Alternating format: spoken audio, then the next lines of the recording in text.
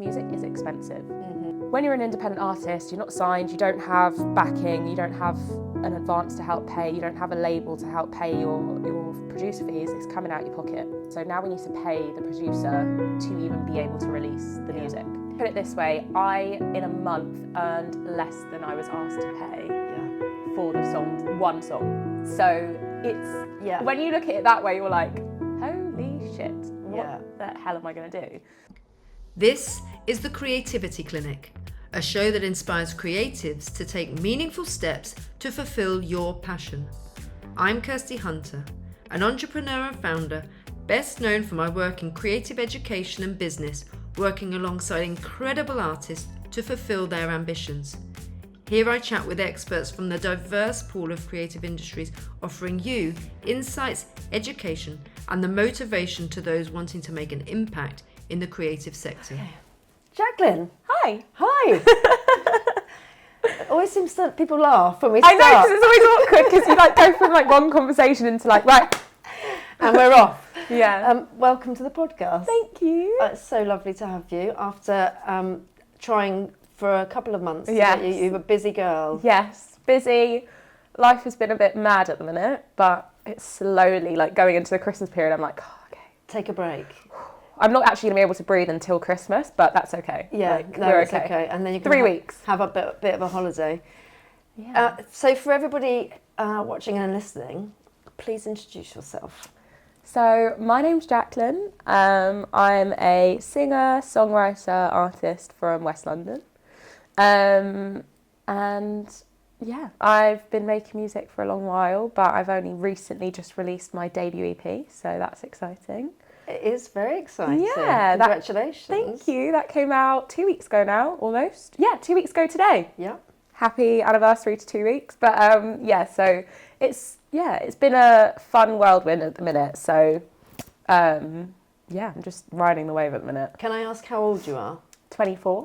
So 24, you've just released your first EP, 2 weeks today, congrats. Thank you. How has that experience been for you? What the last 2 weeks? It must have been a bit of a emotional journey, I can imagine. Oh God, yeah. Like definitely. It's been an interesting one actually. I haven't actually like properly sat down and spoken about it. But I think the build up to the EP was stress because it was just like, right, content. Like it was like TikTok. I got really ill as well, which was great. So we were like constantly for about 2.5 weeks straight before the EP release, out every single day. So I have a day job as well. So I'd be at work in the daytime, in the evening, shooting and filming content. Enough content to basically last me now up until, so it's actually only just kind of, we're running out of content this week, so we need to refilm again. Yeah. But it's lasted like at least a month, which is great, but it's just been a lot of work and a lot of like, you know, sacrifice at the minute. So it's been a lot of like, okay, can't do this tonight, I'm doing this. Can't see friends for 2 weeks because I actually had to put my head down and get going, which is fine. And I'm really lucky to have that support around me and just people understanding. But so it was a lot of work leading up to it. Then the night before it came out, I was sort of a bit like shitting bricks, like, oh my God, it's happening. This has been like 2 years in the making as well. So it's sort of a moment of like, holy fuck, I'm doing it. Yeah, it's coming out. Like that's it now. There's no turning back. There's no nothing. Like it's out. You can't do anything about it now. So I was a bit scared.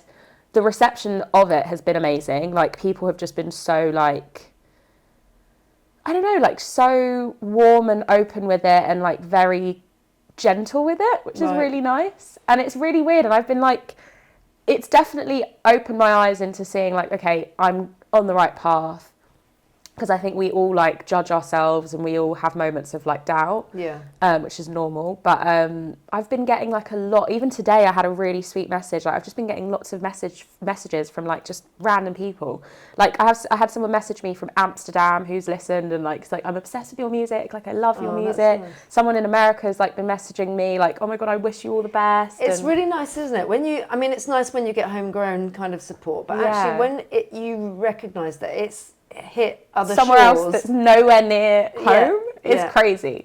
Yeah, so it's been lovely, and I've just been getting these really sweet messages. And like, there's this one person that messaged me who found me through my TikToks and then like messaged me on Instagram and was like, you inspire me so much, like I love your music and I want you to do so well, and I was just like, oh, like that made me a bit emotional. I was like, oh my God, thank you, like this means a lot to me, so thank you for reaching out. But it's a huge journey because you're an independent artist. Yeah. Like you say, it's 2 years in the making, so you've got, and we're going to come back to that, but 2 years to create something and then put it out there. You don't know. And you know how the algorithms can be. You really have no idea what. Is if it doesn't get that traction quickly, then you can be sitting there, like you say, shitting it. Yeah, literally. So, how did you? So you know you're doing all your socials. You're on Instagram. You're on TikTok. That's getting some traction. Yeah. But who is doing all of that work? You're doing all that distribution yourself. So at the minute, it's me and my boyfriend. Luckily, very lucky. He's a photographer and director in his own right, in his own world. So he has a good camera. Yeah. That's a tick for us. So we're like, right, okay, let's get some videos on the camera. So we've been kind of doing everything sort of together.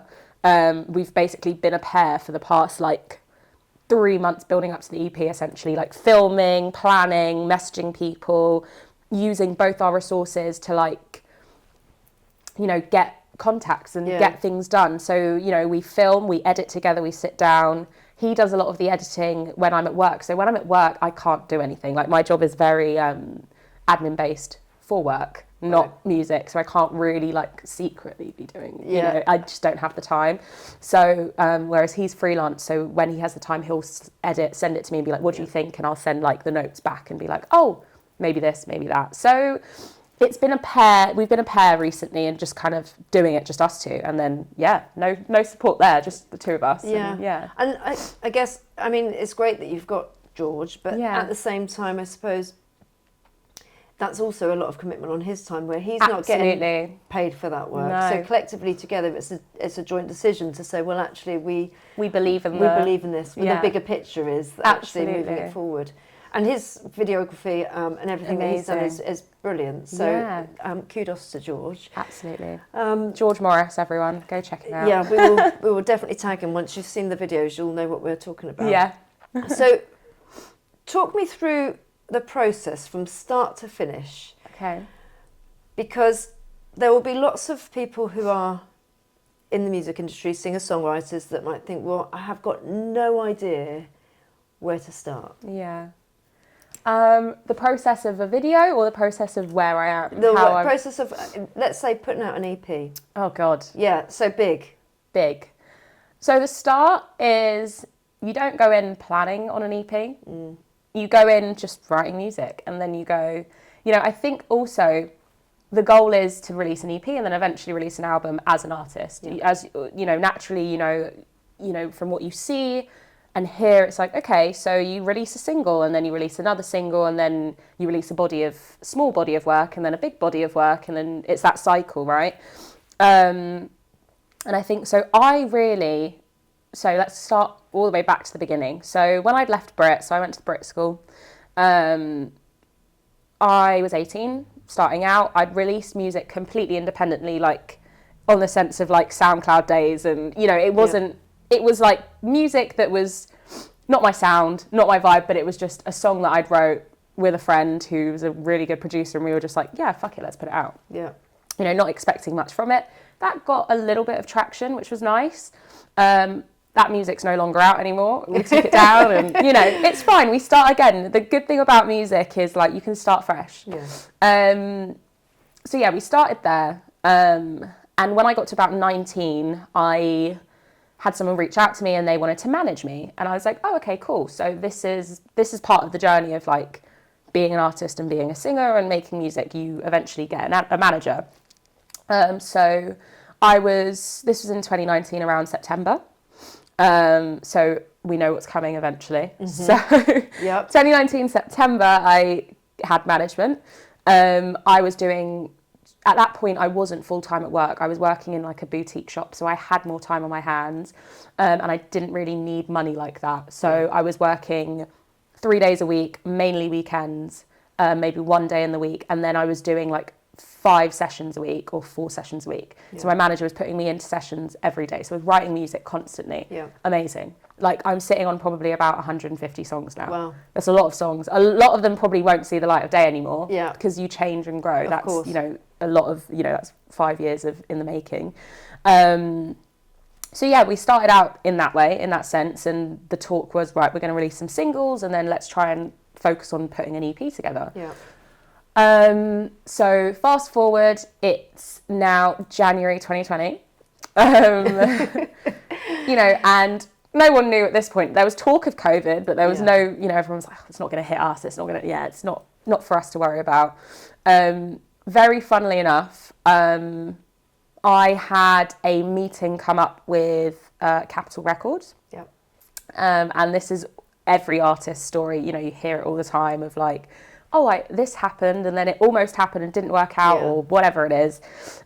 So essentially I went to go for a meeting with them. They were like, we love her vibe, we love her energy, like we'd love to see her perform, like we want to get her in and perform some of her material live, because I didn't have anything out at the time. Makes sense. Yeah, they want to see, you know, if the track on the recording actually sounds like the person in real life, which is understandable. So we planned to meet in March. So I met with them in sort of around February time. Mid-end of March, I think it was like the 20th or something, so we're very close to COVID now. Well, COVID was around, but lockdown. I think we shut the school at that point. So at that point the school's shut. Things are still kind of moving. No one's really everyone's a bit wary now, but nobody's like, okay, we're like the world's going to shut down. No one knows that. Went to go to this like rehearsal space to perform some of my material. It was me, my manager, and a producer that I was working with at the time. He like really kindly was like, yeah, I'll play, because he doesn't like playing live. He was like, I'll just play it, because it was we were working a lot together, and it was our material we were going to play. So he was like, yeah, I'll just play guitar for you, like don't worry about it. So we met up, and I remember like literally thinking about it now, we like all walked into the studio and we were like, do we hug? Like it's one of those things where like everyone's like, oh my god, it's going around. Everyone wasn't sure at the very beginning, were they? So we were like, oh, hi, how are you? Like everyone was getting a bit on edge. And then we got a call from the like head, the CEO of like the head A&R, her assistant, and she was like, we're really sorry, we've sent her to the studio in Shepherd Bush. We were in King's Cross, and she was like, I'm really sorry, she's not gonna make it. We were like, fuck. And then essentially sliding they were like, moment. They were just like, do you know what, like let's rescheduled for April. Did it fuck? Like it didn't happen, obviously. COVID, lockdown. So here we are in April, and I'm like, fuck, cool, what the fuck am I going to do now? Luckily, I started working with a producer at the time who was willing to do like Zoom sessions, and I started working with another producer who wanted to do Zoom sessions. So I was still doing sessions and writing music when I could during lockdown. So that kind of kept me sane. And were you going into work as well, or was your work... so work was done. So you actually had a bit of extra time on your hands in some way. So at the time I was still working in like retail, so I couldn't go to work. So I was getting furlough, and then you know, at home, so spending time with myself, my family, and just like taking each day as it came, like we all did. And then so fast forward, get to about September, where everything was kind of fully open, and I started going to sessions again, and there was a song that I'd written that I wrote in maybe August when lockdown kind of opened. And I loved it, and I think we were just like, this is kind of the song to release, like this should be your first single, because at this point I had no music out. So this is in 2020 still. And then we kind of were in talks, and the thing people don't realise, music is expensive. It's no joke. Like music is expensive. You know, so when you're an independent artist, you're not signed, you don't have backing, you don't have an advance to help pay, you don't have a label to help pay your producer fees, it's coming out your pocket. Mind you, I had furlough money and only just started working again. Didn't make that much, only working 3 days a week. And so, you know, it was kind of a thing of, cool, so now we need to pay the producer to even be able to release the music, which is fine, you're paying for... And I mean, you expect to pay, don't you, because they're doing a great job. Absolutely. But when you're earning probably a less than professional job. If you're doing a sort of job that's just keeping you going, you're not necessarily getting the amount of money and cash that can balance the bills and everything else at the same time. Yeah, and like, put it this way, I, in a month, earned less than I was asked to pay for the one song. So it's, when you look at it that way, you're like, holy shit, what the hell am I going to do? Which is why so many people don't even get to this stage, right? No, it's hard. And I always say, like, if I can, like, I always say to people, like, I'm currently in the process of learning to produce myself, like, because honestly, guys, like, please learn how to produce or work with people who who see your vision and are willing to, like, maybe hold off for now and, like, you know, you go through the fire together. Yeah. I've been very lucky to be in positions where it's expensive and I go, look, guys, like, this is something, it's a passion project. We've all put in hard, like, blood, sweat and tears. We love this song. Like, is there a way we can kind of work around this and, you know, pay you later? Yeah. So luckily, you know, we got to that point eventually, but it was a big ongoing conversation. We got to a point where we were like, okay, we're going to film a music video for it. And I was like, oh my God, this is my first ever music video. We're going to do this. And it was like budget. Like, it was friends from school who helped, like, put it together. And it was, like, for budget, it was really good. Now, this music video never saw the light of day because it just didn't sit with the song. Like, we filmed it. It was a 2-day shoot and it was a lot of work and time. And I appreciated every single person that put in their efforts into it. Unfortunately, it just didn't turn out the way, you know, we wanted it to, and it just didn't feel true to the song. Right. So it kind of got scrapped. Yeah. And I felt terrible. And there's a lot of work for a lot of people putting a bit of love into a project. For it not to be used. Yeah. And I felt awful. I really wanted to make it work, but I think at the time my manager as well was like, this doesn't work. Like, we kind of can't go ahead with it.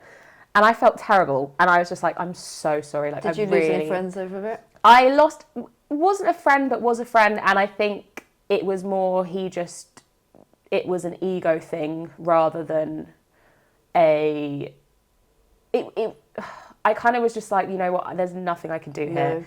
And I think it was his ego that kind of got a bit hurt, which is fine and understandable, because he was like, well, this is a lot of work. And I was really apologetic. And I was like, look, if I could, I would go ahead. And then, eventually it was just sort of like, it is what it is. A few months down the line, management wasn't working out. I was sort of like, this is not working for me anymore. I got a bit neglected as an artist because things were moving slowly. So they kind of were like, well, putting attention onto other artists and not really wanting to work with me.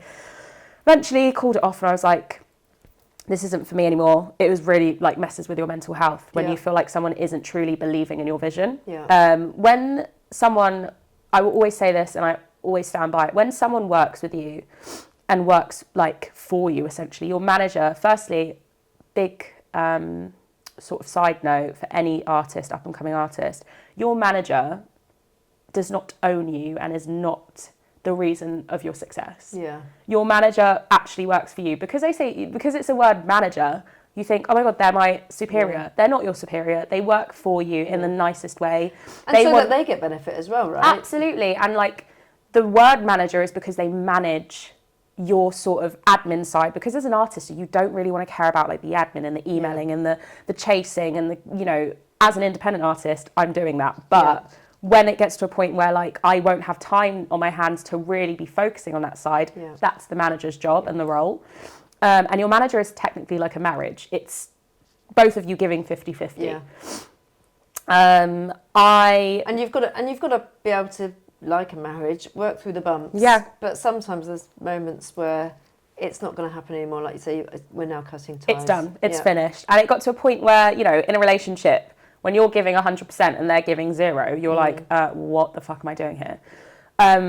Because I was a bit younger, I was really, like, it was hard. I felt really, like, neglected and I felt really angry. I was just like, what the fuck? Like, you can't say to me, you're going to, like, the one thing is, don't go into work with someone who believes in the vision half believes in the vision. I need you to give me your 100%. Like, if you believe in that vision, I need you to see it through. And I guess that, you know, a manager will possibly have a number of people that they're working with. So offer 100% of my time. If I've got 5 artists that I'm working with, then they might split their time in a way that might be maybe evenly, or maybe that there's maybe somebody that's there's a necessity. Somebody at some point is doing a worldwide tour. You're going to say, well, actually during this month I've got to give them more energy. Absolutely. But it's going to be quieter. But we're going to come back to it, and we're going to make sure that we're going to put you out there. Absolutely. I'm going to put you in front of all of these different people that you need to be put in front of.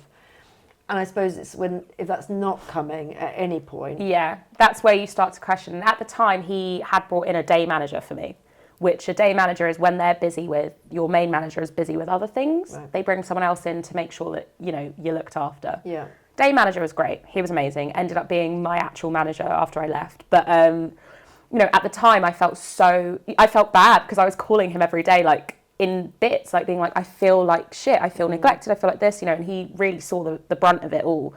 And yeah, I think with that, I learned that, managers don't necessarily have their best interest all the time. And I felt really at the time like, and I still do, I feel like they kind of they saw the opportunity and they went, oh, this could be big.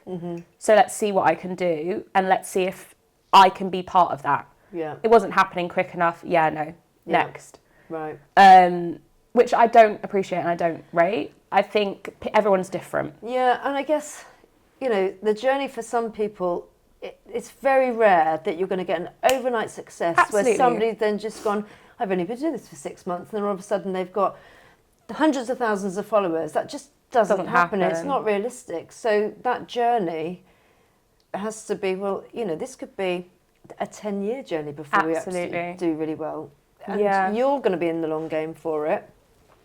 And maybe it's harder for somebody else who isn't able to control as much. Absolutely, yeah.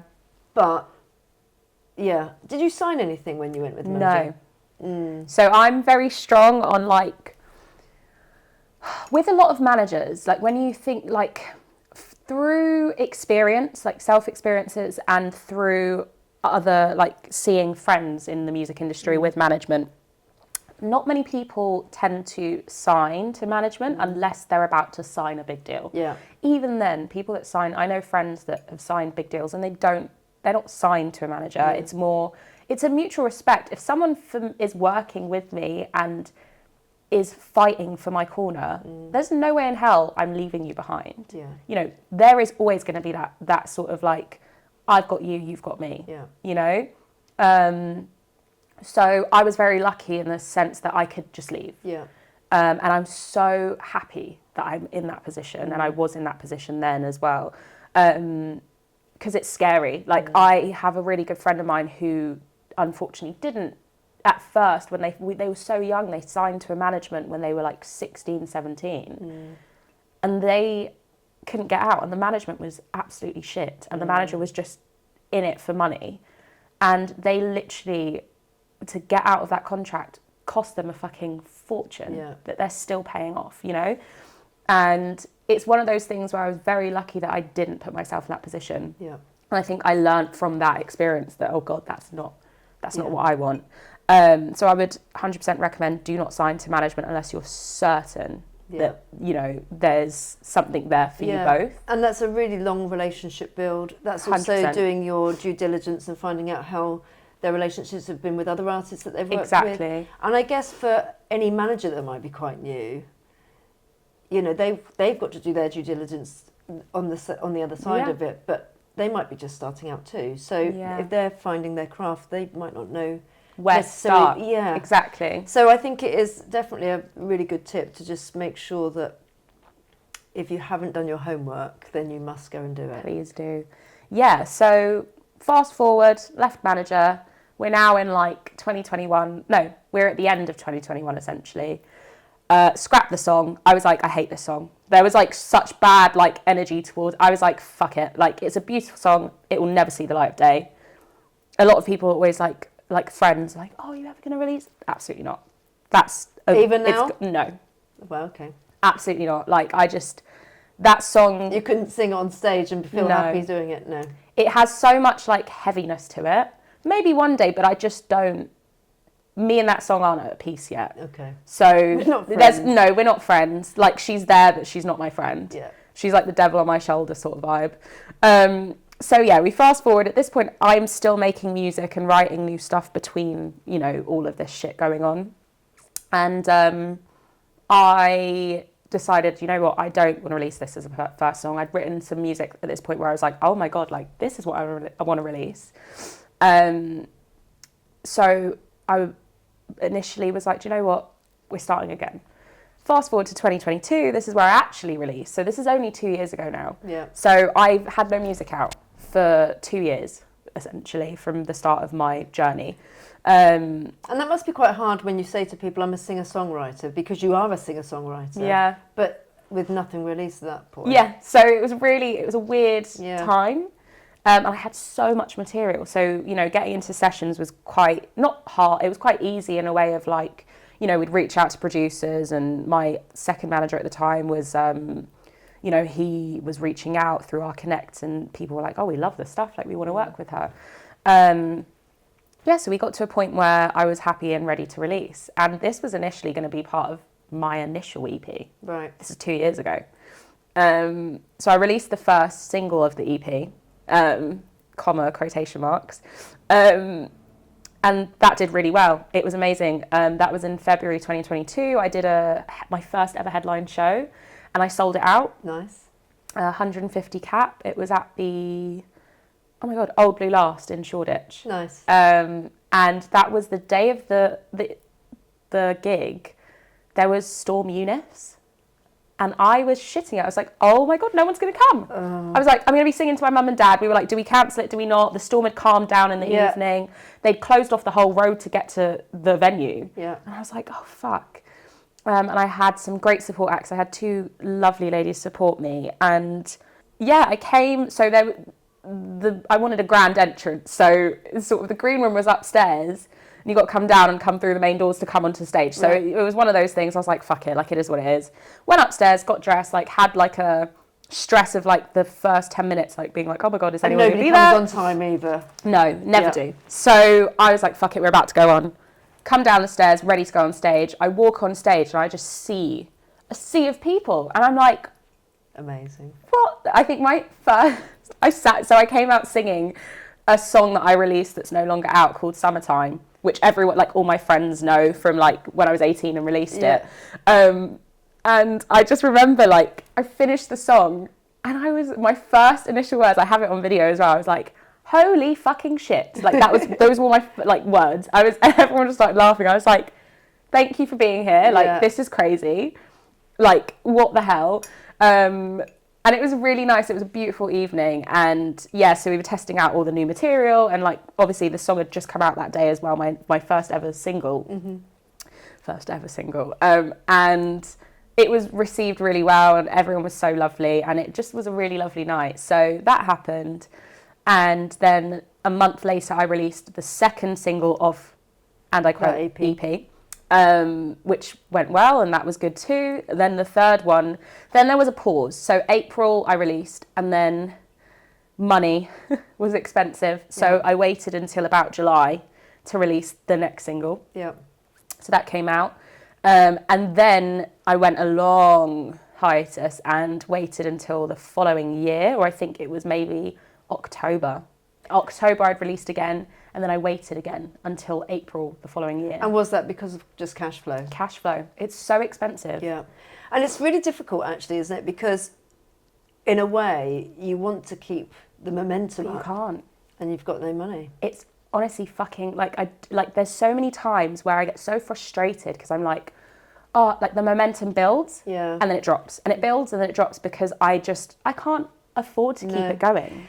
If you were to put a price, and I know this is quite hard because it's gone over quite a lot of years and we've had inflation between then and now, but if you were to put a price on how much it's cost you from actually getting out your EP, in terms of producers, studio time. So this is where I say I'm very lucky. So if we put a price on it between, let's say for the past year and a half, it's probably cost me, fucking hell, I'm going to say about 5 to 8 grand. Okay. Which isn't crazy. It is. It's not cheap because I can't afford that. It's crazy. Yeah. But But not everybody's able to go and find Exactly. that much money. And big but is I got to a position last year where I started working with someone super incredible who produced 3 out of the 5 songs that came out in my actual EP that's out now, who is so cool, so sick, so talented. And we both were in similar positions of starting out. Right. And he's very much like me in the sense of like, why sit on music? Like a lot of people, you get to positions where, you know, I understand producers need that payday because that's their job. A lot of the producers I was working with, I was very lucky to be put in rooms with people who work with people I'm a fan of, you know. But their job is being a producer, so they need a payday as well because that's their work and hard-earned, you know, time. So when I can't afford it, you know, I have to sit on that song. Yeah. So there's so many songs that I have that I really want to release, but I can't right now because it's just, I can't afford it. But I've been in positions where people are happy to kind of be like, do you know what? I want this out too. Yeah. They're not going to give it to someone else because they can't. It's illegal. And thank God. Thank God. And you know, they're not going to release it because they're not the artist. You know, so it just sits there. There's no point having it in a piggy bank for it to just sit and look at. So a lot of the producers I've been working with recently, they're like, you know what? Let's just get it out. We'll sort out a recoupment later. Yeah. Big one for new artists. Try if you can to do a recoupment deal. If you really necessarily have to. I don't recommend them because I know I'm in like, it's basically debt. Like eventually it's like debt that you will have to pay off. I don't need to think about it right now. So I just kind of let it be. But you know, it's if you can't afford to do it and there is an option of recouping, I'd say go down that route. And that's essentially, and for anybody who is completely new to the world, essentially even when you're with a label, they give you a load of money up front. Yeah. As and when an artist then makes the money, everything first of all goes back to the label and they recoup it. So they get back that money. Yeah. And then of course it takes a while before there's then any profits that come back, depending particularly on how much money they've put up front, because they're taking a risk in you as well. So essentially it is, like you say, it's just a big loan to get you through those first stages and the belief in you to get it to where it needs to be. So so very lucky. That's why my costs have been low, because it's been like blood, sweat and tears, favours upon favours, like filming music videos. It's like saving money and putting in, like I've done 2 music videos now, 3 actually, 2 of which were like production, like full production. Yeah. Because of George's connections, we managed to keep the cost down to like £500 to £400 a video. Wow. Which is unheard of. Like that's really low. And I would say, looking at those videos, you wouldn't think that. No, they don't look like budget videos. No. So I'm very blessed and very lucky, and I think my biggest However, he will charge more. He will. if you're not his partner. No. Actually, we were friends on the first initial video. So for Insane, which is a single I released last year, we were friends. We were just really good friends, and he believed in it from the get-go. Yeah. And I think it's so important. Like, I will always say this, put yourself in positions where you can just make friends. Yeah. And like, even if you're like not a kind of person that likes to, I'm quite a chatty person. I'm quite like an open person. I love waffling. Like, I waffle for days. But I would recommend like just putting yourself in positions, like go to like open mic nights, go to industry like panels, go to things that are free to go to, and just involve yourself. Yeah. And even if you're a bit shy to speak to someone, let yourself be seen. You know, like someone will see you and be like, oh, I recognise you, you were at that event, or I recognise you, you were at the panel. Just be in these positions where you can start to make friends. Yeah, I mean, your network, and I say it literally almost every episode that we're doing, the network is your net worth. And 100%. I think the struggle sometimes for artists that are standing on stages, whilst they are putting themselves out there, aren't necessarily extroverted people, because being on the safety of a stage and behind a microphone or behind an instrument doesn't necessarily mean you're the most chatty and talkative networker. Which is fine. So it is hard, but practicing that is actually part of that journey and that skill, isn't it? It's like the more you do it, the more comfortable you get with doing it. and just talking and reaching out to as many different people as you possibly 100%. can. So you have been really fortunate in lots of ways, and then other ways maybe not so much, whether you've got COVID or Storm Eunice and just the timelines. But because you've got quite a brilliant network already from the school that you've attended, from partners and friendships that you've created, but you still have to utilise and maximise those in a way that doesn't take the piss, I guess. Yeah, I'm so bad at like, I don't like asking for help. I don't like asking favours. Sometimes you absolutely have to. I think we've had a chat off camera about this before, and like a lot of people always say to me, you have incredible networks. Like your networks are crazy. Like I'm very lucky, and I've been put in positions where like I kind of question it, and I'm like, should I be in this room? You know, and I know I'm very lucky and blessed to have been put in these positions and scenarios and situations where I can make a network. I'm a bit, I guess maybe sometimes it can be ego, but also it is just, I don't want to take the piss, and I know when and where I should ask for things, you know, and sometimes I feel like, no, that's not the right person to ask, or no, that's not the right time to ask.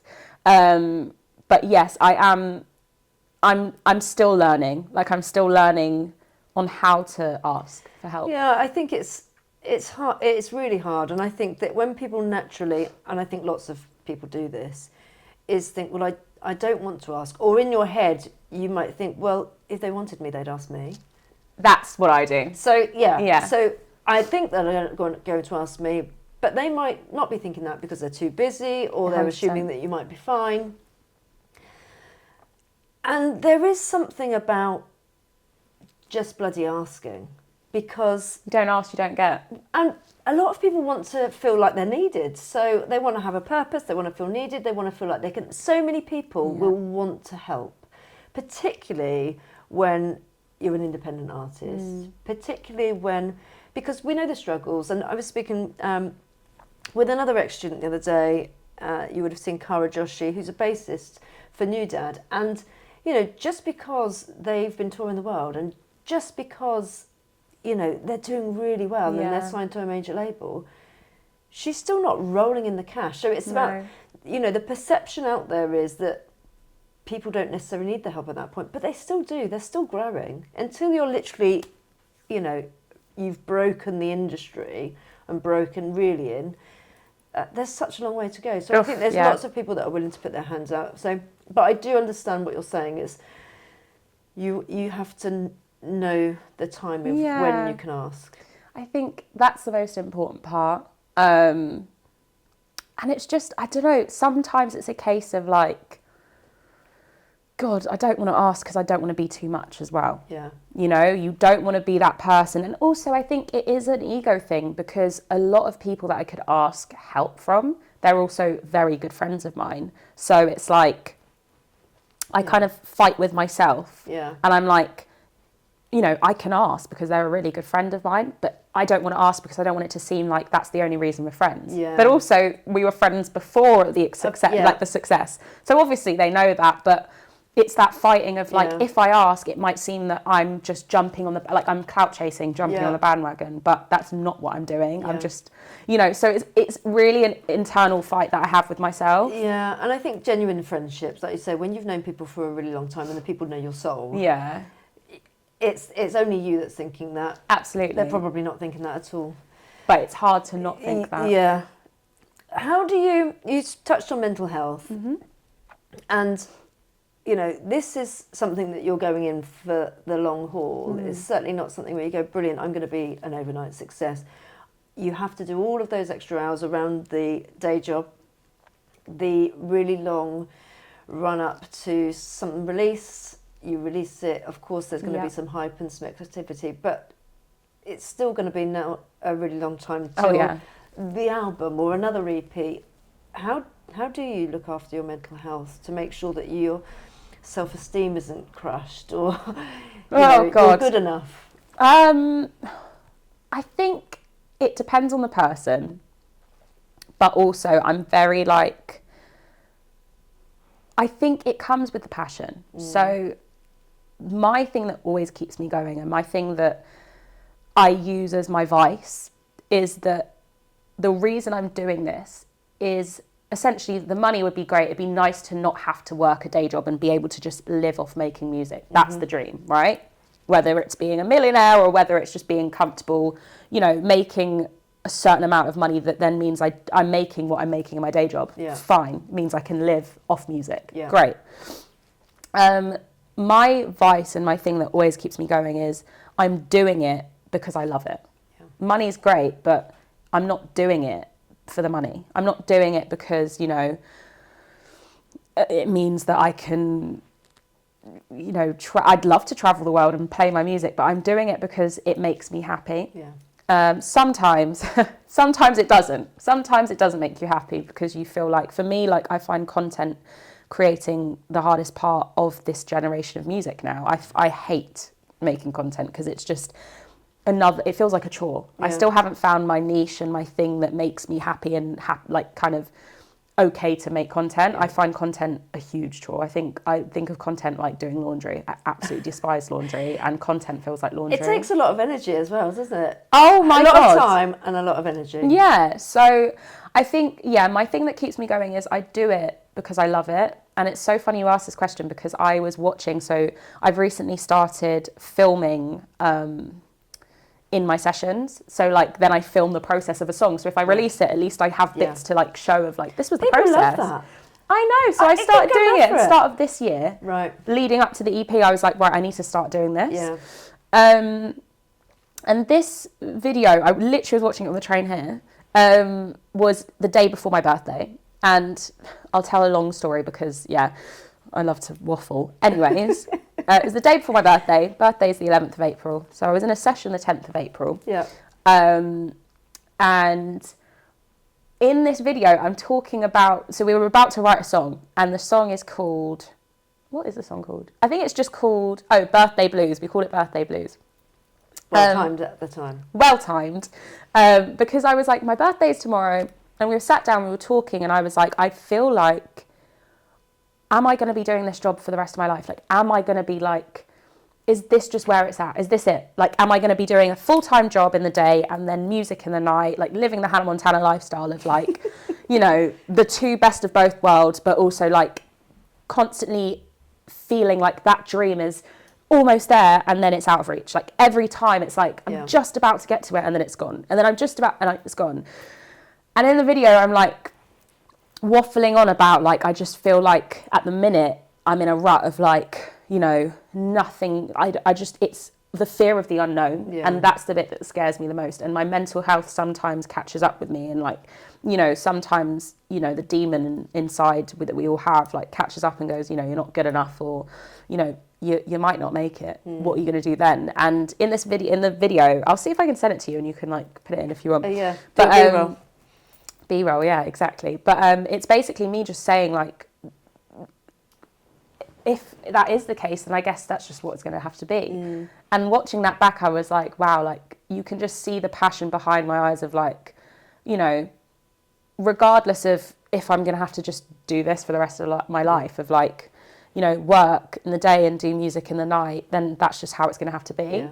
And that's where you show the passion. That's where you're like, okay, this is it. And I remember I went home that night and I was like in bed and George was like, oh, are you excited for your birthday tomorrow? And I was just like, and I just broke down, like complete ugly crying, like can't breathe, tears, snot down my nose, like crying.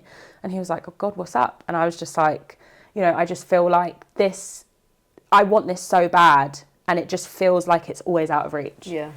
And I think that's the toughest part of the music industry. It's that like out of reachness. I think that when we're growing up, particularly in our heads, there are often sort of key ages that we say, by this age I'm going to have done this. And that's why I was having a breakdown. Yeah, and I'm hitting a birthday and I was going to be in a stable job at this point, earning a certain amount of money, being in a relationship, having children, like whatever it might be. We often have this is what I want. And I think it's only on reflection when you get to those bits about what is it that success looks like on that journey. Because I might say I want to do this, But it's so important to have those little milestones in the way. So do you know what? That's what it was though. That's why I broke down, because I'd hit my 5-year plan mark. So from 2019, you were like, I was 19, and by the time I was 24, like in my eyes, I was like, right, this is my 5-year plan. By the time I'm this age,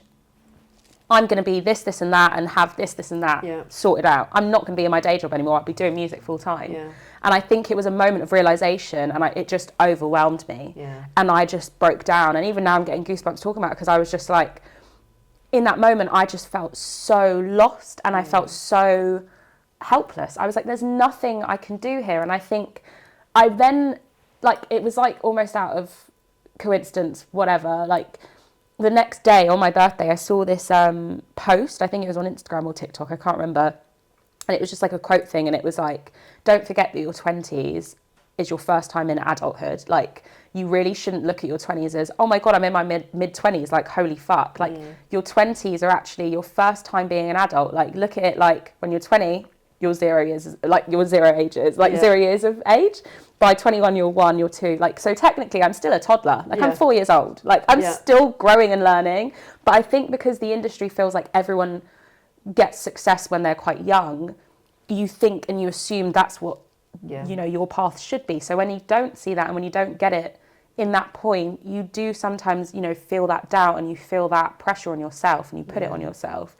But back to the question of like, how do I handle mental health? I think my main takeaway is that, like, I just have to always ground myself. My thing is, like, I never want to be in a position where I don't believe in myself, or I'm my biggest hater. I've never been my biggest hater. Touch wood, I never will be. But, like, you know, it's okay to critique yourself, to make yourself do better. But it's never okay to say, oh, you're not good enough to do that, because that's when you will have to kind of choose the demon inside you or yourself, you know. And I think we've all had that, and we've all been there before. But my thing and how I deal with mental health is, you know, I make sure that I give myself time to rest, and I give myself time to understand maybe where I'm at, and I allow myself to be upset if I want to be upset. I think it's so important to, like, you know, embrace feelings that might come with this journey, because it's a hard journey. It's not easy. And you're already going to have people around you, and people that you don't know, already judging you and asking, well, why do you think you're good enough? So why the hell do you want to add on to that? I mean, you've definitely got to champion yourself. And I think that, you know, you're 5 years in, right? So there will be a number of people that would have already gone by the wayside and won't have stuck out for this, whether it be because they don't have that inner belief, they might not have the supporters around them, because I mean, whilst you can have that I know I'm good enough in your head, you still need those other champions as well, 100%. Don't you? And that reassurance, affirmation that you should keep going. So I think at 5 years in, you're in quite a comfortable position that you are still doing it. Just a note for you, for a 5-year plan, I always do a rolling 5-year plan, so it never stops. So if you've got your 5-year, after each year, it's then still 5 years. So what was year 5 now becomes another 5 years. I'm taking that away, because otherwise it's always going to be a hard stop, and it's never a hard stop. It's going to be life is so unpredictable. Exactly, things will happen. You know, you've suddenly had in 2 years. You know, 2 years pretty much. COVID happens, and so that 5 years isn't really 5 years anymore. No, it's been 3 technically. Yeah, and so we shift and move. So I want to get there. That's my goal. But I only got halfway there, or 3/4 of the way there. So then next time I need to think, well, how do I add on to that? Or what did I learn from not achieving that? And was it within my control or not? And it's when it's outside of your control that you can go, okay, well, I couldn't do anything. That was a COVID. That's out of my control. Storm Eunice is out of my control. I just have to roll with the punches. But the things, if it's something that I haven't done myself, that I could have done, then that's where the learnings are. So. That's where I struggle with, like, letting things be out of my control. Another thing that you've just reminded me of, as an advice to just anyone starting out, I'm still practicing this, but don't take things personally. I'm still learning, because I'm such a, like, when it comes to people really, really hurting anything, whether it's my art or me, I'm such a bitch. Like, the grudges I hold, I'm like, no, you're not my person anymore. And I think I'm learning now as I'm growing, and as I've been in the industry, let's say 5 years now. Don't take things personally. Like, I'm really learning to let go of grudges and let go of like anything that might hold me back from where I want to go. Just don't take things personally. Like, if someone doesn't like your music, like, to be honest, I've never really cared about that. If someone doesn't like something, we're all entitled to our own things. I don't like certain things that, everyone's raving about, and I'm like, oh, I'm not a fan. But you say that, but I think that there are those moments, aren't there? I think that people might not choose to listen to your music because it might not be their genre that they tend to listen to. And that's okay. But if they are a friend, family member, contact of yours, you'd like to think that even though they don't like it, they're still going to support you in some way, shape, 100%. or form. Yeah. And that's when the vulnerability comes out, because you're putting yourself out there going, but, I mean, there's not liking it, and then there's just, like, maybe not believing in me. Yeah. There's a difference. I think, I think just don't take things personal if someone doesn't like something, or if someone just goes, you know what, like, this isn't right for you right now, or, even like management, like my first manager where I felt really neglected and just, I had a lot for like maybe like a year and a half. I was just like, he's an arse. Like, I actually don't like him. Yeah. Like, I was just like, do you know what, like, he didn't believe in me. Like, he's an arsehole. Yeah. Really and truly, he doesn't hold the weight of my success in his hands, which, back to the very first thing we started this conversation with, nobody controls your music, and no one like will ever have the power that you have to keep going with it. Like, you're the only person that can push yourself. You're the only person that can take you to the next level. Like, you'll have people around you championing you and like making sure that maybe you stay on the right path, but you're the only person that's your support, like your fan base and your core support. If you don't believe in yourself, if you don't see a vision for yourself, no one else will. No, 100%. No one else will. You mentioned the mistakes, and I say mistakes, and I think it's more a learning curve, so whether that be with your manager. Are there any pieces of advice and nuggets that you've got that you would give to people to say, this is something specifically other than what we've already discussed, that says, don't waste your time doing this, or don't do this because I learned the hard way? I don't know, let me think. That's a good question. So management, yes, we spoke about that. One thing I'm getting better at, don't hold on to music and wait for it. Like, so for like the first year of releasing, I was like holding on to music that I knew was sick. Like, I was like, this music like is gonna like be amazing. Like, everyone's gonna love it. Like, I really see a vision for this. Like, this will do its thing and it will have its moment. And what I would do in that scenario, I'd be like, right, I'm gonna hold on to this and wait for me to get a bit more of a name and then release it. Right. That makes no sense. Like, huh? And I remember I was in a session with this producer, and we were talking about it, and he was like, I just don't understand that. He was like, if you think that song is going to do well, how the hell are you going to know it's going to do well if you don't release it? Yeah. Like, why are you waiting? So, because in my head, I'm thinking, well, actually, maybe you would hold on to it because you want to a better platform, right? Yeah, EP, you want a bit more of a secure platform. Yeah. And I went into, that's why, hence the EP with completely new songs in it.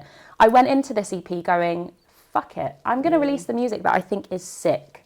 And whoever bloody gets on the bandwagon and vibes with it. And you've got to, it's testing the market, right? You've got to 100%. go, put it out there, see what the response is, and hopefully then that starts to get some sort of traction where people then at least can go, oh yeah, there's, with even a smaller following, or... Yeah, absolutely.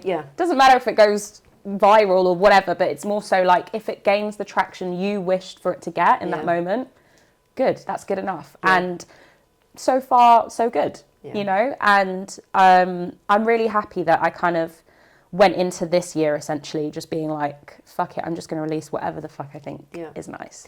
So the EP's out. It's called I'll Be Fine. You can download it everywhere and anywhere. We'll put all the details in the show notes so you can go and find it. You're on Instagram, so people can also find you there. Absolutely. And again, we'll put all of that details in the show notes. If somebody wanted to find their own producer, so again, you've said, I'm really lucky, I'm surrounded by people that I've known, or I've got contacts that have then given me. If you're looking for somebody out there who has got not really a network at all, how would they find a producer? Reach out. Or on Instagram? Instagram, email as well. Most producers have their email on their like bio. Like even for me, I have my email on my Instagram bio. So I would say DM them because everyone checks their DMs, and email them. If they don't have their email and they're managed, they'll have their managers in their profile thingy, bio. Go find their manager and DM their manager. Sometimes you just have to be a bit aggressive with it. Like, I'm not going to lie. It's like, if you don't ask, you don't get. Yeah. In those scenarios I have before in the past, and I've had producers message me and be like, I love your stuff. Let's work together, please. Like, I really want to work with you. And I'm like, sure. You know, just always look at who you like listening to. I would say go for artists that are a bit like smaller. Like, don't go for like the Beyoncés, and you're not going to get her producer reaching out to you or, you know, seeing your message. But, you know, if you like a small indie artist who's slowly growing a following, go on their Instagram and see if you can find who produced their last song. They're most likely going to tag the producers of their work, or go on their tags. You'll see producers posting the work and tagging them, going, oh, I wrote this song with that person, or, oh, we produced this for that person. That's the way I would recommend. That's what I've done. It works. It's just cold emailing, isn't it? Cold calling, cold emailing. Just do it. And follow up as well, because sometimes they're not going to see it straight away. So don't think that you're going to be just a pain in the ass. Well, actually, sometimes people want to see that you're persistent and you're going to keep going. So, I mean, you don't want to be too much. Don't be too much. Don't give it too much, but give it enough. Yeah. You know. I normally go with 3 over a period of time. 3 is the sweet spot. Yeah. You do, like, let's say you email someone on a Monday. Wait till the following Monday. Yeah. Give them a little, hey, just wondering if you saw my last email or message or whatever. Give it a following week. Or even sometimes I give it like another month. Yeah. And then I go back in. Yeah. So maybe like a 2-week window, and then give yourself like 3 weeks, 3 to 4 weeks following that for your last final message. And then if they don't get back, leave it at that. Yeah.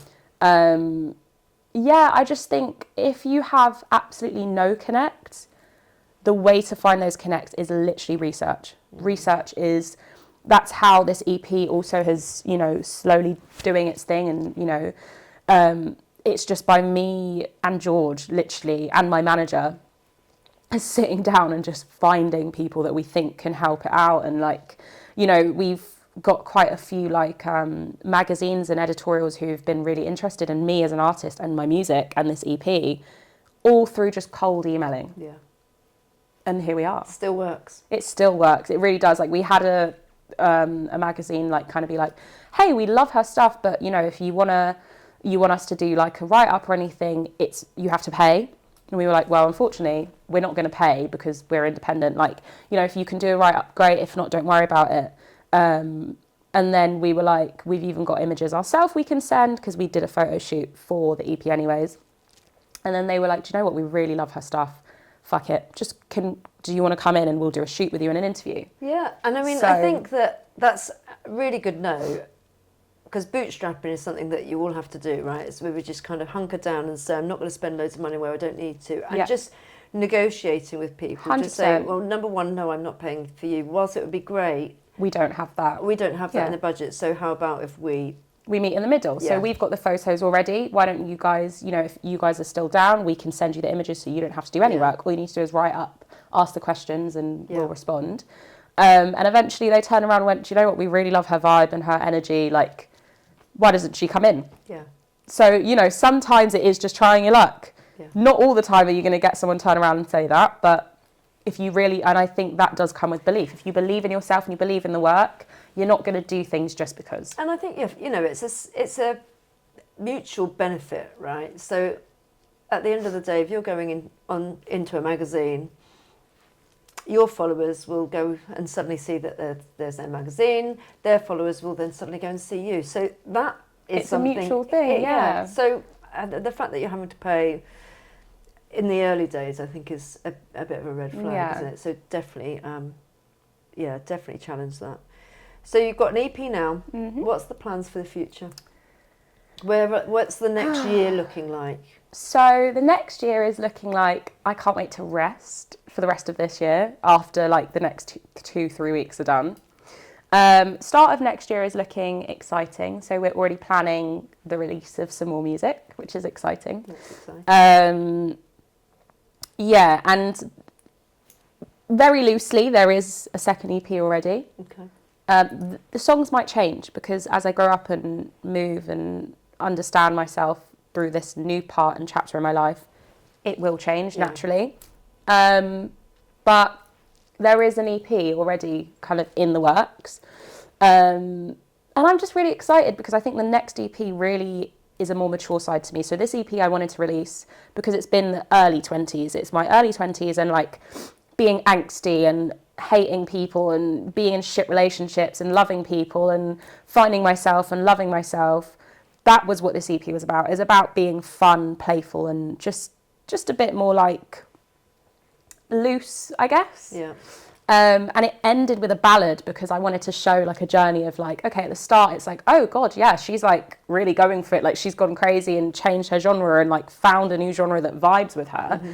And then at the end, you see me kind of go from like this, like from up to down of like, okay, she's gone angsty and then she's finding self-love. Oh, she's telling her friend to like stop being with that idiot that treats you like shit. And then, oh, she's going through a hard time. And then, oh, she's found love. And I really wanted to tell that story and that journey. But the next EP is going to be a bit more like sultry, a bit more, I don't know, like a bit more dark, but like fun. I don't know. I'm excited. Yeah. I'm really honestly the naivety's going out. Yeah, I'm so honestly the next EP is like exciting times. Very. And so by the time this comes out, which will possibly be around about December, late December, maybe Christmas. Maybe I'm releasing a Christmas EP. Who knows? Oh yeah. Who knows?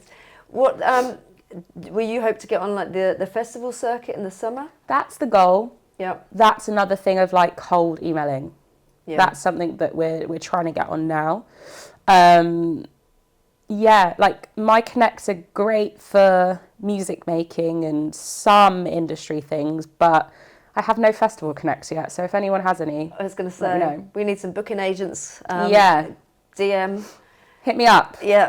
Hit me up. We need some information. Yeah. Literally, I'm based in Crystal Palace. Just found out the Caroline Flack Festival's come to Crystal Palace, 8th of August. Be there. Oh. I know, right? Fine. Yeah, so if anybody... Any connects, let me know. Jacklyn's ready for it. Yeah. I want to ask, so your journey into music... Did you always know that you wanted to be a musician? Yeah. That was like always the dream. Do you know what, as cringe as this is, like it genuinely like, I was always the little kid that just always wanted to sing. Like I was in primary school, I was in our local newspaper because I did like the X Factor at school. Right. What did you sing? I can't remember for the life of me. I wish I could. Couldn't tell you. I was literally in year 2. So how old are you in year 2? Like 6? Always add 5. 5. Add 5 to any year group. Oh. It's the trick. There you go. So I was 6 or 7. Yeah, give or take. 6 or 7. I can't for the life of me remember. Maybe my mum does. I'll ask her. I have the cut-out print of the local newspaper that I was in. But, that was the first initial moment where I was like, I could get used to this, seeing my face on the newspaper, But I've always wanted to sing. And, like, I was always that kid that, like, I was never cocky. I will always say I was never cocky, and I'm not a cocky person.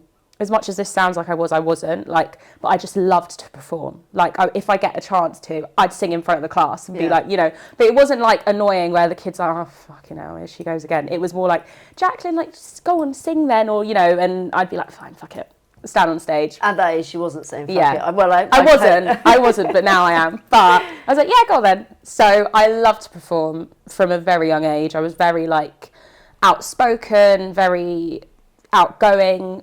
Being an only child and being surrounded by adults, you kind of tend to be, because you're just like, you're mainly just surrounded by adults and older cousins. So, I was the youngest cousin and an only child. So, I'm always trying to be in with the cool kids of the cousins and whatever. So I've been singing since I was little. I've never not wanted to sing. It's really weird. Like, there's nothing in my life that's made me feel like I ever want to like go in a different path. Yeah. My whole entire life growing up, I was like, I'm going to be a singer, I'm going to be a singer, I'm going to be a singer. You know, people would ask me, when you're younger as well, my parents, you know, when you ask your kids, like, oh, what do you want to be when you're older? They're like, oh, an astronaut, oh, this, and then they grow out of it. I never grew out of it. And then it got to a point where I went to secondary school, and then, oh, she's applying for the Brit School. So you do want to do this then? I was like, yeah, there's nothing else I could see myself doing. Even now, like, I don't think I could see myself doing anything else but music. Yeah, and I think the love and passion for it, I think growing up I used to watch, my mum would clean the house on a Saturday morning, I'd be glued in front of the TV watching MTV and watching all the music videos and the singers and then the live performances. Wasn't that the best? I miss music videos. I miss MTV. Oh, MTV was where it was at. You should speak to Alicia, who I had on a couple of weeks ago. Who films music videos. Yeah. And she was like, we have a joke that literally the only people that watch them are the people that make them. But it's not true. I think they're making a comeback. I hope so. But MTV was where it was at. I would stand in front of TV, like dancing to Destiny's Child, pretending I was in the band, or like listening to Aaliyah. Like, music was always in the household, and I think I always wanted to do it. And I've never not wanted to. Yeah. I don't think there's ever been a chance. Good musical choices. They were all on my list. I was singing yesterday, and they were singing carols, and I was like, any chance we can do Destiny's Child 8 Days of Christmas? Yeah, that's a great song. It kind of just sort of went like tumbleweed in the room. Everyone was like, no, absolutely not. Kirsty, we can't do that. Going back to X Factor, were you at Brit when we did the X Factor? No. So my claim to fame. Oh, wait. It was Sam Smith was performing for the final, and we needed 250 students to come and stand in an X behind him on stage, but staff and students could do it. I was there, but I didn't do it. You didn't do it. It was so funny because I had two of my really good friends. I don't know how I managed to angle this, but two of my really good friends who worked in other schools, we needed some extra members of staff because there were so many students. Yeah. So they got to come along anyway, and they were like, staff and students, come and stand on this X Factor final. And they were right bang at the front of the X on the TV, and I'm like right at the back. It was definitely a moment, but we only mimed. We didn't actually get to even sing. It was hilarious. We did. I remember. So at Brit, you know, we did. It wasn't PGL. What was it called? Brit Camp. Brit Camp. I did the Britain's Got Talent. Brits Got Talent. Oh yeah. And I won that. So you've got all these accolades already. Yeah, I won that, and I was quite gassed because that was like your first year at Brit or your second year. It was was it your first year? You go, yeah. Mm-hmm. So it was your first year at a new school. I felt like a cool kid. I was like, I just won in front of my whole year. Like that was a big moment. And I remember I sang King by Years and Years. Oh, yeah. I was a king under that one. Sang that. And I won. I was like, wow, I sprained my wrist as well the day before. Fortunately, that has nothing to do with your voice. No, so I was fine. I went up there with a sprained little wrist thingy that they gave me. Were you there? No. Oh, but they gave me this discussion with someone before. No, it never went. Oh, yeah. We're not going to go there. I've definitely done that one before. Yeah, it was. I had the best time. Yeah. I've forgotten about it, but now remembered, and I kind of want to go back because that was actually really fun. Yeah. But yeah, so I won that as well, which was really fun. I mean, the next award to win, hopefully a Brit Award. That's the dream. That's the dream. Being a Brit student, an ex-Brit student, that's like one of my lifelong dreams. Yeah, looking down in the pit and saying to the guys, I was you! Yeah, that's the dream. And it will happen one day. Manifestation is key. I believe it's definitely going to happen. I'm going to just ask you about your voice. So how do you look after your voice? Do you still have vocal health training, coaching now? Do you know what? It's really bad. I don't. Really bad. I do vocal warm-ups and, you know, things like that. And I look after my voice as much as I can before a gig, but I'm very bad. I don't look after my voice when I'm not gigging. Yeah. You know, when I go into a studio, I don't do a vocal warm-up. I just go in, cold turkey. Yeah. Here we are. I don't know, I think I look after my voice as much as I can. Mm-hmm. I never abuse my voice, you know, I'm very careful with it. But yeah, I should be better. You should. Again, any vocal health coaches or coaches out there that I should start. Want to maybe just do a quick program. Yeah. I do. Do you know what? On a Monday, I look after my voice. I teach singing to this really sweet little girl. So when I'm doing warm-ups with her, I'm looking after my voice at the same time. Yeah. But yeah, that's about it. Okay. At the end of my interviews, I always ask everybody if they've got any recommendations, whether it's something to read, something to watch, somebody to follow, some music to listen to. Ooh. Obviously, your music. Yeah. They definitely go and. That's a must. No, a must. It's not a must. But if you have a chance, then yeah, give it a listen. Recommendations. God, I haven't had time at the minute to like do anything. Do you know what? I've got 2 recommendations. Go for it. So, singer, I'm sure everyone's kind of aware now because she's having her moment. Check out Sasha Keable. I love her. I've loved Sasha Keable since Brit. You're an OG. I'm an OG fan. So, she went to Brit. Right. And she was never at Brit when I was there.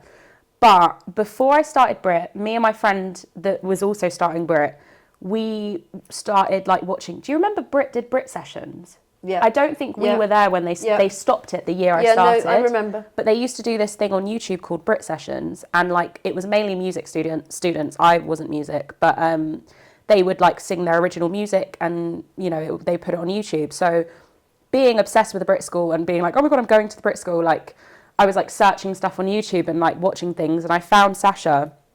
I was like, oh my god, she's sick. Like I was like, I love her voice, and then I think she released something following that. And I was just like, oh my god, I really love her music. And then I just loved her. Yeah. So when I've like recently seen that she's like finally getting given her flowers, it's really nice to see. But she's doing so well. And like for me, another thing I realised, I've got off a ramble. We were talking about age and being scared and thinking, you know, you need to hit certain things by certain ages. She's only just getting her flowers properly now. Yeah. And she's 30. Yeah. And like that was like a moment for me where I was like, I have so much time. I'm okay. So much time. But yeah, Sasha Keable, check her out, incredible. And then a series that I've started watching like last week, which I'm now caught up to date and waiting for the next season, like the next episode to come out. Day of the Jackal. It's incredible. I'm watching it. It. Although what I don't like, it's so good. No, but what I don't like about it is. I love Eddie Redmayne. He's so good, but they released obviously so many, or I'd maybe not come to it early enough, and so I think we were able to watch 4 back to back, and then you realise it's every week, and you're like, oh, no. I know, literally that's where me and George are at now. I'm like, fuck! It is so good. We just watched the most recent episode yesterday. I can't remember. It's on Sky. It's really good. Oh, it's amazing. Apparently it's a remake. My stepdad said it's a remake of an original film. There's a film called Day of the Jackal, which I haven't seen. But no, me neither. Might have to now, but I don't think it's going to be as good. Like this is this is good TV. It's really good TV. Really good. Yeah, definitely recommend. 10 out of 10. I'd go up there, but I'd agree with you. Oh, we can talk about that off camera then, because I'm literally obsessed with it at the minute. Like obsessed. I'm like, when's the next episode out? I think the season finale is out next week. Yeah. So this Thursday they're releasing. It will be out by the time we're done. Yeah. So watch the whole series. You probably won't want to not watch the rest. Like you'll just want to keep watching. Yeah. It's got the girl that plays Tokyo in Money Heist. If anyone's seen that, she's in it. I don't know if Money Heist is also, but Day of the Jackal. So good. 10 out of 10. Great acting. Brilliant. Oh, and obviously Wicked. Like by the time this comes out, Wicked probably might be not in the cinemas anymore. Please just watch it when it comes out on TV if you haven't watched it. I think that incredible. I'm going to make a prediction that Wicked is going to wipe the boards. For Oscars, 100%. It's going to wipe the floor. I said this already. Oscars, Golden Globes, the whole shebang. And Cynthia is going to get her EGOT. As she should. As she bloody should. She's insane. Jacklyn, as ever, it's always wonderful talking with you. Yes.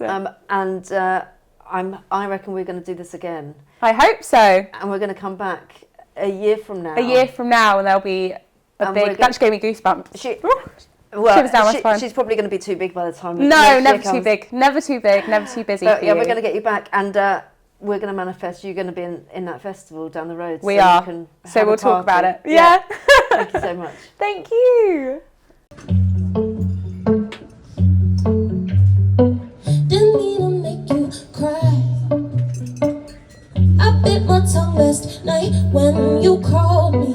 It's clear that you're not fine, and you know that I don't like the way he reels you in. You wrap around his finger, don't wanna hear his name. I've had enough, I'm done with the bullshit. I don't wanna say I told you so. I don't wanna tell you the things you know. Dropping everything at his beck and call. He's calling, you're calling. You whip like crazy, diluted daily. He's calling, you're calling. I know you love drugs, wish you just so